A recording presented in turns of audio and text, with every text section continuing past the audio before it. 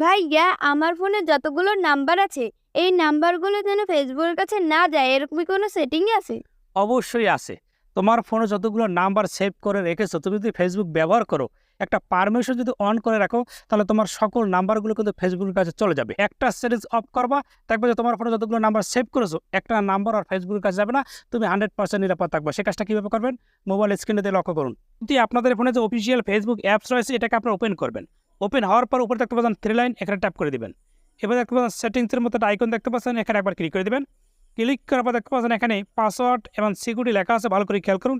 এখানে একবার ট্যাপ করে দেবেন। ট্যাপ করার পর নিচের দিকে দেখতে পাচ্ছেন ইউর ইনফরমেশন অ্যান্ড পারমিশন লেখা আছে, এখানে একবার ক্লিক করে দেবেন।